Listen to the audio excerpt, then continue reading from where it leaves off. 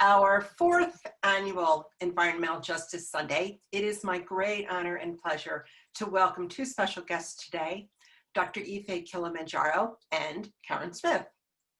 Dr. Kilimanjaro's CV is quite impressive. She has facilitated gatherings and alignment processes held by U.S. Climate Action Network, 350.org, the Extreme Energy Extraction Collaborative, NAACP Environmental and Climate Justice Program's Black Labor Convening, and others.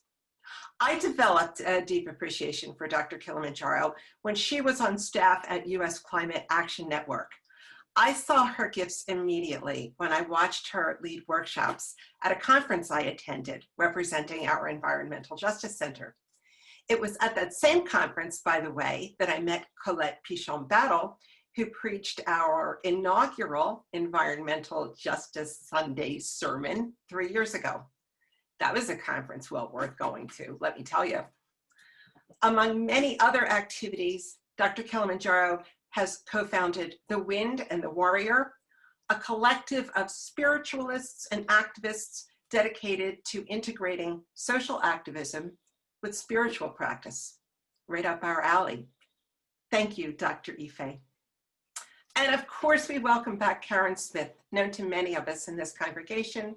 She's a former member of our church, is known around town as Magic Fingers, and is the lead percussionist and artistic director for We's the People's Collective and Sisters Laying Down Hands. Karen is also a playwright, director, poet, and producer, and wonderful person. I welcome and thank both Dr. Kilimanjaro and Karen Smith for sharing their extraordinary gifts with us today. Thank you so much, Joy, for introducing our guests. We'll hear from both of them as we continue to move through our worship. Right now, I think I do see a couple kids in the room.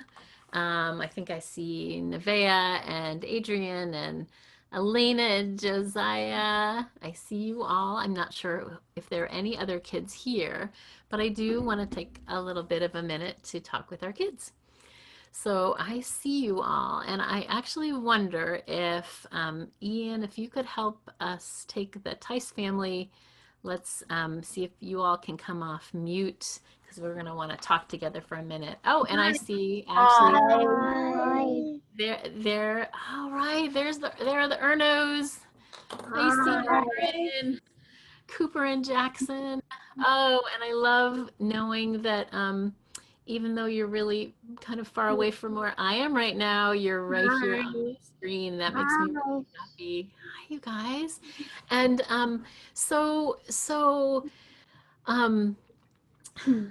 Oren and Cooper and Jackson and Nevaeh and Adrian and Josiah and Elena and any other kids that I don't see at the moment, I want you to meet our new friend, Dr. Ife. She's going to kind of talk with us in a second. She's our special guest this morning, and she's going to be talking about some really powerful and amazing experiences she's had and what it means for her to kind of be a person that lives on this earth. So I'm going to invite her, just like I'm going to invite you in a minute, to think a little bit about what you love about water and how you protect the water. But before you do, I want to remind us all of something. Anytime a baby or a kid is baptized at our church, we ask the family a bunch of questions. But one of the questions that we ask every family, every grown-up that's part of a kid's life that's there as part of their baptism, we ask them this question. We say,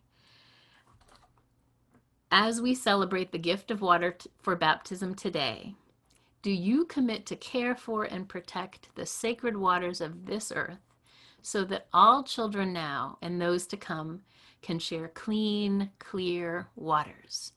We ask every grown-up that's part of a baby or child's life when they get baptized if they're not only going to commit to help raise that child in a way that helps that child become all that they need and want and are called to be, but we also ask them to commit themselves to help protect the water.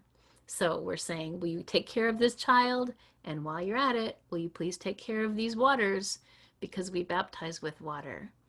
So this morning, I want to ask all of our kids, and I want to ask our friend Dr. Ife, two things, and you can answer either of them, or you can answer a question I didn't even ask you. I want to ask what you love about water. Is there something special you like about water, or something you like to do in water? And the other question is there anything that you do to protect the water, to make sure that our water is clean and clear and that other people have water?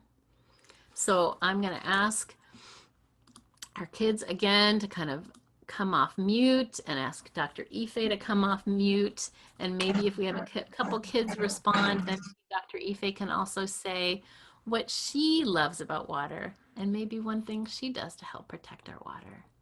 So, any thoughts? No. I said I don't know. Hi, guys. Go ahead. I like to swim in the water, and you can protect the water by picking up trash in it. Awesome. Absolutely. Awesome. Absolutely. What else? I think that household of yours might be near some water now. Is that right? I like boogie boarding in the water, and I don't throw trash in the water. Oh, that's great. That is great. It's So fun to think about important. boogie boarding. Yes. Mm-hmm. Other ideas, other things that you all love about the water or like to do in the water. Yeah. Dr. Ife, what about you? What do you like to do in the water? What do you love about it? Something that you do to take care of it. Well, I see, is that someone in the Tice family had their hand up? Oh, good. Go ahead. Oh, great. We don't eat the little No. crabs or lobsters. Mm. Okay, yeah. No, I was saying, how do you eat? What's your Vegetarian. diet? Right, and that's helpful in what way? Okay. I don't know. When pollution. Mm-hmm. Got it. So by being vegetarian, you're actually helping certain creatures to keep on living and do their creature thing, right? Mm-hmm. Including ones in the water. Wow. I love that. And I love the thoughtfulness around cleaning up trash or not leaving trash.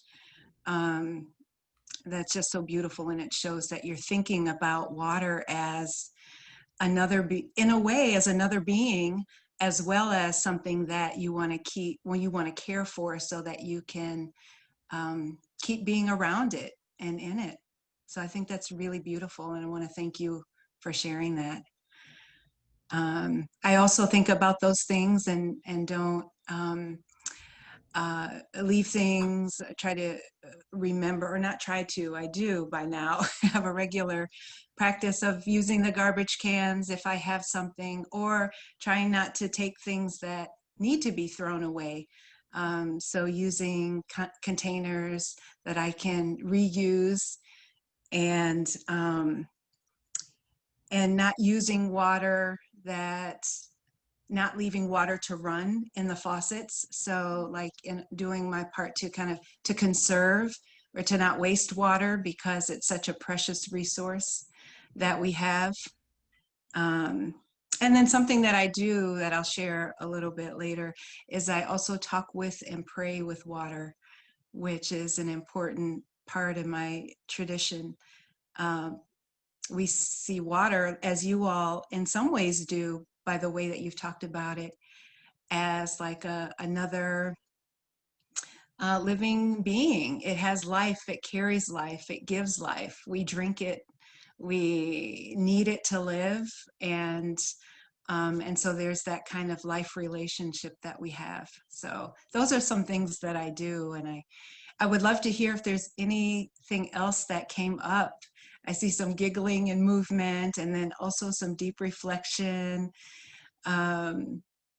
Is there anything else that comes up for you all?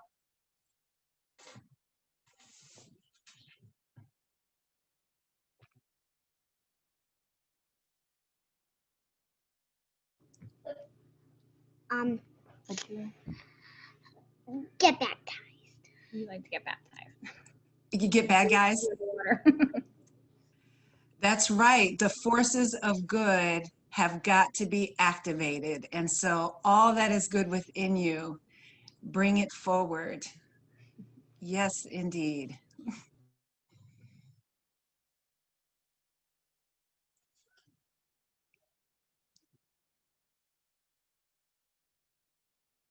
You're muted, Reverend Noonan. Thank you. Thanks so much, Dr. Ife, and thanks, kids, for helping us think about water and how it's something that we live with and care for, and how it's really a gift to all of us. It's not something that we can just go buy, even if we can buy bottles of water in the store. The water that is on the earth is not something we can buy. It is a gift to all of us, given by the creator. So thank you so much for helping us think about all that. And I suspect that there's going to be some more really important stuff to come. Thanks, Dr. Ife. Thanks, guys. All right, at this time I want to bring our Bible reading for the morning. It comes longer context, but it's kind of coming because someone living long ago noticed that in that particular place and at that particular time, religion had kind of become just something people did as a formality. They went through the motions on certain things. They sacrificed their animals and did their prayers, but it didn't really ever affect their hearts much. And it didn't really change how they were living in the world. So this particular prophet, Amos, was getting pretty fed up. And so this is what Amos had to say back then, and some of this is still very relevant for us now. It comes from Amos chapter 5. I despise your festivals. I take no delight in your solemn assemblies. Even though you offer me your burnt offerings and grain offerings, I will not accept them. This is God speaking. And the offerings of well-being of your fatted animals I will not look upon. Take away from me the noise of your songs. I will not listen to the melody of your harps, but let justice roll down like waters and righteousness like an ever-flowing stream. This is God's good news. Amen. At this time, our first reading this morning will be brought to us by one of our own poets, Nyla Francis. Song of Autumn. On the trail that moves with water, on the hem of 10,000 leaves, saffron tongue of poplar, scarlet gaze of oak, the beach is an open book, spilling tales from its silver gray spine. Emptiness is a seed pod, the silence of shedding bark. Under this true blue sky, deep in this bronze flame heart, I take all that is given, sweet melancholy, bleached bone ache, determined to sing through the dark.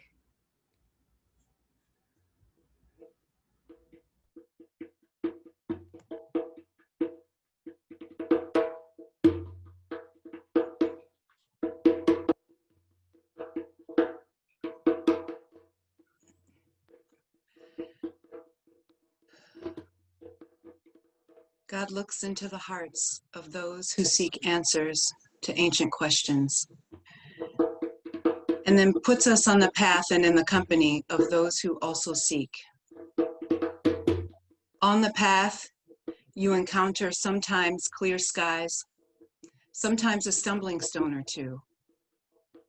Whatever will inspire you to ask more questions. The job of answering questions has been granted to the celestial and guardian Abosum. After much walking, you look to your left and look to your right, and you know that you are not alone. You begin to see and to hear and seek to speak the wonders of God, those that are chosen by God to serve.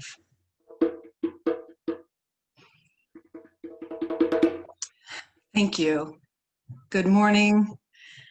Thank you, Joy and Reverend Noonan, for this beautiful invitation, for Nyla for that beautiful poem, for the conversation with our young leaders, and for the wonderful Karen Smith, whose language, whose communication with the drums is just so beautiful and powerful, and for me, instructive on how to, listen and connect with spirit. So in the conversation with the young people, with our young leaders, I just totally revamped in my mind or reordered what I want to share, because just so inspired by the young lady who said that we've got to, fight evil. We've got to fight the bad people. And it gets at the core of what I would love to have you all think about, remind myself to think about, and that is leaning into our greatest good, our talents, our capacities to bring light and goodness and affect change based on that light and goodness in this world, to bring about ultimately the kind of world and set of relationships and policies and practices that promote life, that foster and embody life, that allow us to thrive in healthy relationships with one another and with the world, our relatives who assume other forms, the trees and animals and plants and the rivers and streams and oceans and so forth. So, when I was initially preparing, I was like, well, why? I was curious about the invitation, and initially was thinking, as Joy mentioned, I've been working with the U.S. Climate Action Network for some time. I left there a few weeks ago, but then, there's a part of us, a part of me, I can only speak for myself, that has this ego thing going on where it's like, oh, it's because of this thing that I made in my mind. But often, there's something deeper, something more sacred at play, something more deeply spiritual. And in the course of really thinking through what it means to lean into our greatest good, to affect the kind of change we want in this world, I've really been in that space for these last few weeks, and it's really inspired some beautiful meditations. So, what's been really sitting on my spirit is this message that we all have the capacity to do something to address this climate crisis that we're in. And if there's any part of you, me, us, that wants our children's great-grandchildren to live in a world that is governed, by people, practices, and policies that value life, then I wonder, what kind of ancestor do we want to be? And in thinking about what that means and what that looks like, what are the things that we do now, that we can do now, that's within our ashe, that's within our personal power, that's within our divine destiny that leads us to that. So, we have to consider what we're doing now, how we're living, the choices we make, the decisions that we make, what we and who we fight for and advocate for and fight on behalf of. It's these questions to ask ourselves that, and our process of answering them that leads us, or that can lead us to this place where we're able to see how we can bring forward that light, that allows us to, at the end of our days, look back and say, oh, I've done good. And I've lived in a way that my ancestors, or my descendants, excuse me, can be proud of, and that my ancestors, of course, can be proud of as well.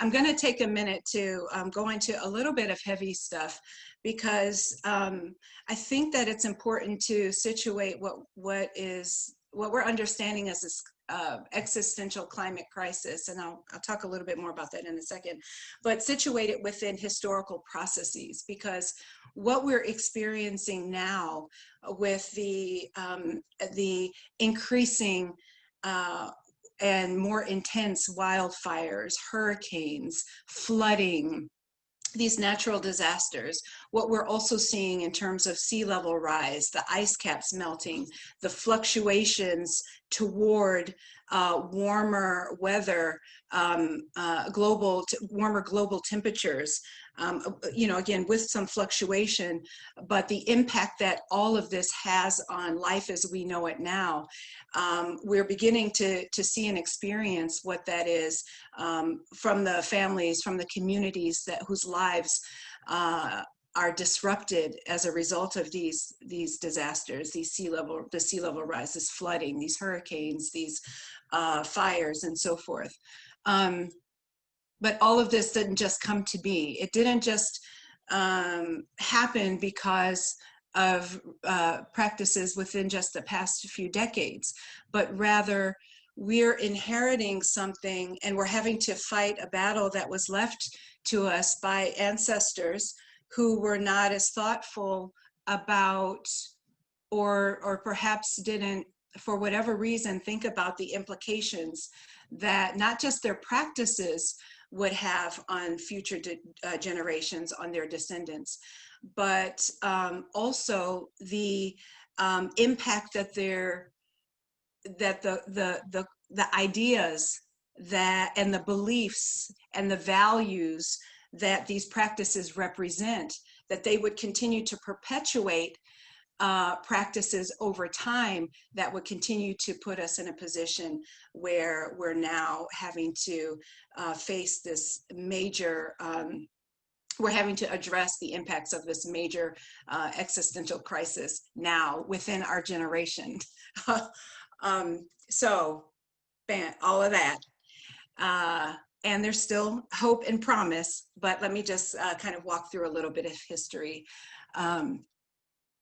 So we know that we're inheriting a world left by the descendants of people who've benefited from invasions around the world, who've benefited from enslavement of human beings, of people, of children, of women, of men. People who are descendants of colonizers, people who have benefited from manifest destiny ideology, people who have benefited from profit-driven industrial capitalism, and the development of industry and manufacturing, which is inherently destructive of the earth as it's through mining processes and extraction methodologies, and also destruction of the people whose lives for generations have been organized in those places, and they're having been pushed off of those ancestral lands, and often forgotten, put in positions where we've forgotten how we lived in the world in balance and in right relationship with the earth. People whose interests and ideologies of their race, of their class, of their gender have been preserved in the Constitution and the laws that were born from it, the branches of government that were born from it, the policies and the practices that were born out of it.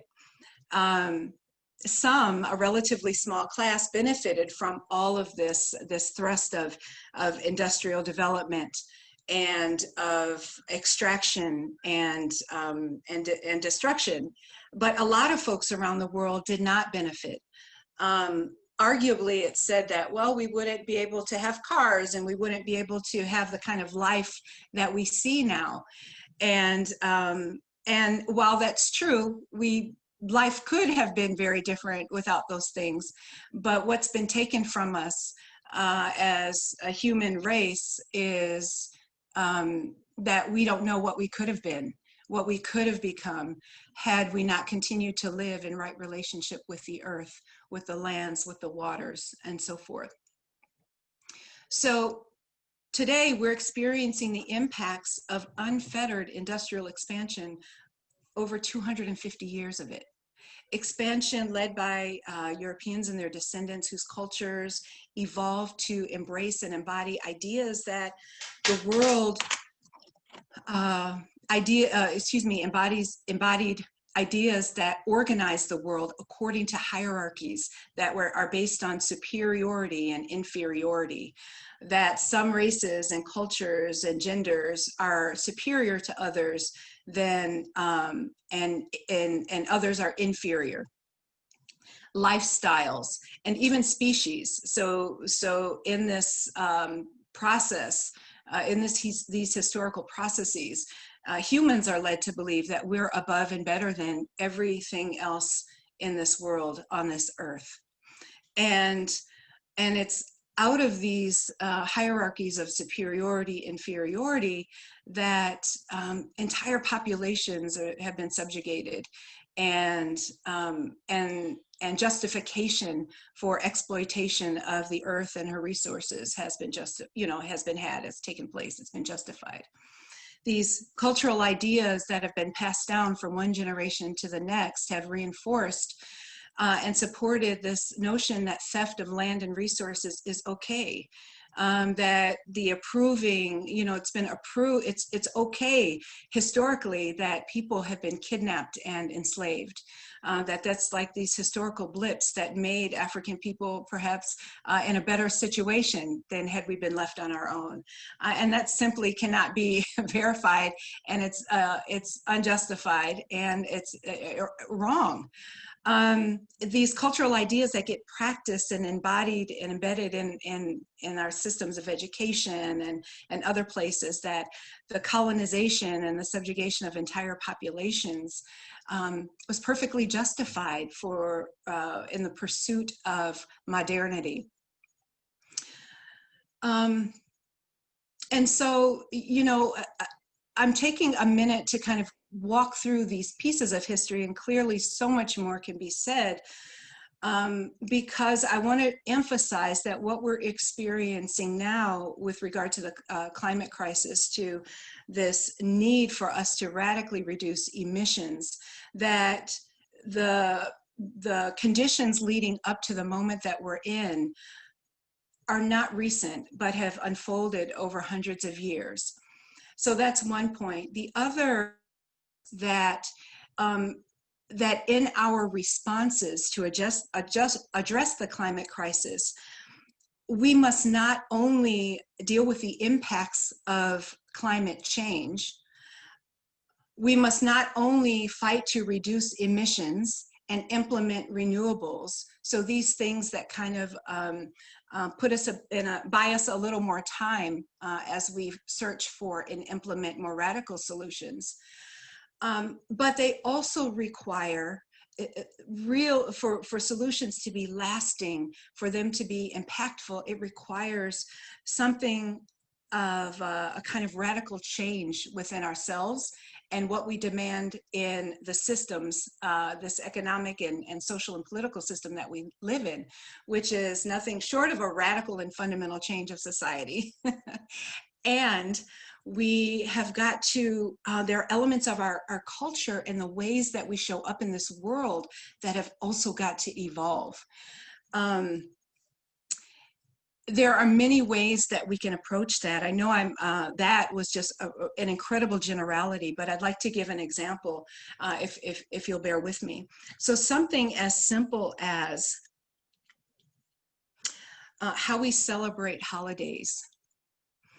often, if we look at the practices that have been passed down to us, that have been given to us by our ancestors with joy, with love, with care, often they are incredibly wasteful. I mean, there are elements of it that are incredibly wasteful, and we've got to really look at that. The economies that are based on the economy that's based on consumption and buying lots of cards and lots of things that are disposable. These contribute to the contamination of the world, and then in their production, they contribute to the emissions, release of tremendous emissions that we could do without if we really think differently about some of our cultural practices. So the reason why I bring that up, it's not to indict how we love and share and celebrate with one another, but rather to include in this range of solutions that are necessary to implement simultaneously, that we've got to not just call for the ending of fossil fuel extraction and the radical reduction of emissions, but that in doing so necessarily requires that we shift how we show up in the world and what we think that we need to live. Do we need to change our wardrobe every year? And I'm not assuming you all, from what I understand, are pretty progressive, so this may not even be an issue for you all on this phone, but it is for so many folks. You know, when we think about how we do our basic care and maintenance, shampoo, conditioner, toothpaste, you know, putting things in our home to make it beautiful, all of these things come to us out of industrial processes that are polluting, often, overwhelmingly, are polluting and are created with the intention of having short lifespans so that we can consume them and then have the need to go get more because of the lifestyle that we've created for ourselves. So there's a lot to do in this work. I know part of this, the ask was to explore the intersections with race and in particular climate change and race. And I think that the foundations we've seen in these historical processes by, you know, for this this manifest destiny, this drive by a race of capitalists, of wealthy elite, and of people who ultimately became that, and or through their efforts of becoming wealthy and elite, supported these destructive processes that not just created harm in the world, who damaged the earth and seeded contamination, what would become industries that would then put us in this position to face this climate crisis that we're in right now. But also in the relationships, it was seeing that Black life was so only valuable to the degree to which it could be, our lives could be forced to work and you know, so consumed in that way, or forced to forcibly raped to carry the children of the next generation, who could then pick up the tools of enslavement and carry forward the work and continue building the roads, the universities, and so forth. And then other people of color who have been pulled into these processes, land taken from Native and Indigenous folks to then seed this, the industrial processes. Poor white folks who were drawn into these historical processes, whose labor and of adults and children were consumed at a certain point in history to be able to support the development of manufacturing and industry, to Asians who were brought to this country for the explicit purpose of building railroad tracks across the country and alongside enslaved labor and so forth. So there are at the very roots of the contributors to this climate crisis a real a set of race relations based on hierarchies of inferiority and superiority that became embodied in the systems that of law, of the legislative and policy systems, and the way that laws were honored, the state-sanctioned violence, and also paramilitary violence against Black and brown bodies throughout the years in order to force people to carry their economic role within society. So I think that history shows that these relationships are very much there and strong. And the solutions to the climate crisis require that we address those divisions, the racial divisions and hierarchy within ourselves, and our demands for what must change in the world around us. And I say yes, within ourselves, because there's a degree to which we, being born and raised in this world, are shaped by the messages that we receive through the various institutions that reflect the ideas, the ideologies, and the cultures of the ruling groups that want to continue to perpetuate the harm that's taking place in the world, that continues to happen, and that we must wage epical battles against. So I'm nearing my close, and I just want to, I intended to spend a lot more time on what we can do. So bear with me just a couple more minutes to offer these thoughts. One, so even if, I think even if we stop emitting greenhouse gases now, so this is kind of like a reality thing to keep in mind, that we may not see immediate impacts because the warming could happen for a couple of decades. For those scientists on the call or in this session, in this conversation, we know that it takes a while for the planet to respond because, for example, carbon dioxide, which is one of the main heat trapping gases, it lingers in the atmosphere for hundreds of years. So there's a bit of a lag effect, and the impacts that we're experiencing now are from a couple of decades ago, several decades ago. So we're feeling the impacts of what was emitted, or the cumulative impacts from the 50s and from the 60s. So, but it's not too late to avoid or limit some of the worst effects of climate change by reducing through mitigation efforts and pursuing the carbon is not the only greenhouse gas example, but if I were to pursue that one, reducing the flow of carbon in the atmosphere is one way. So by mitigating we can mitigate the impacts of the climate crisis by slowing the emissions, by reducing them, by eliminating them altogether. We can also, as humans, learn to adapt, learn to live with climate change that is already upon us. And then, of course, continue to ask the questions, what more can we do? And so then what more can we do gets me back to this question of like, what kind of ancestor can we be, can I be? When I look at my granddaughter and I think about what her great-grandchildren, what I might be leaving them through my actions, what kind of impact might I be impressing upon her, who would then pass on to her children or great-grandchildren, if she has them, but the children that she's with, it has me think differently about how I'm showing up in this world. Some of the things that we can do and that I've chosen to do include, one, this is a huge election year, so I'm sure you all are already on top of this and trying to get everybody and their mama and grandmama and everybody who can vote register to vote, because this is a turning point for us.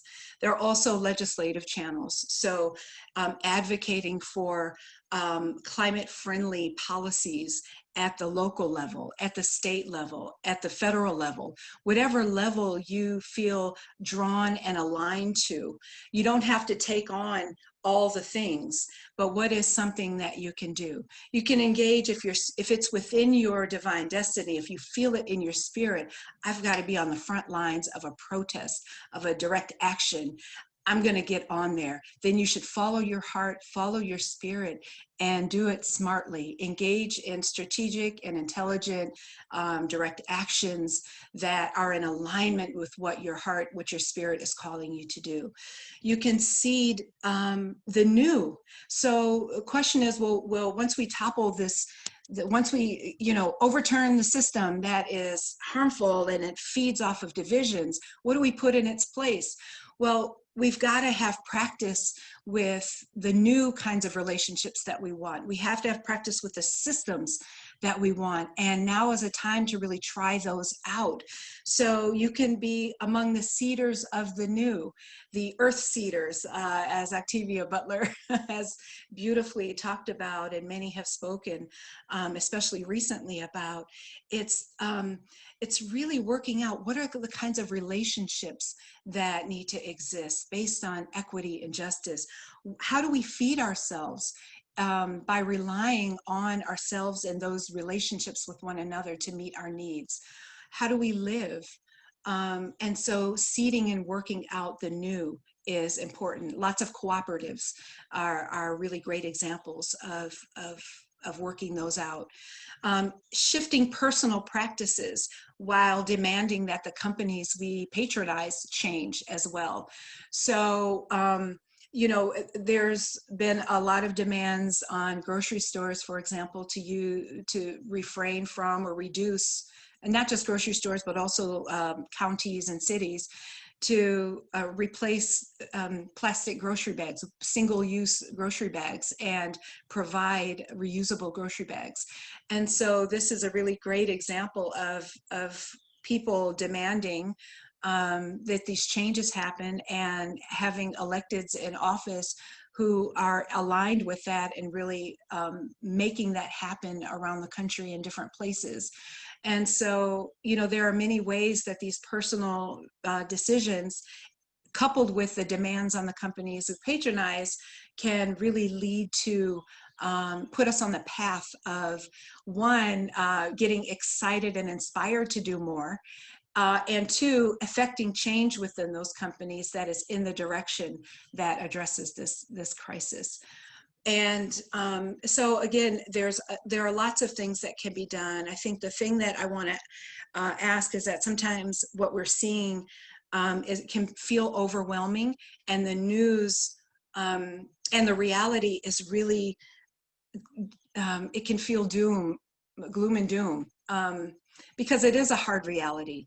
But the hope and the light that and the divine, opportunities in this is that each one of us and all of us together can call forward those divine lights within us to do things within our lives that we can do.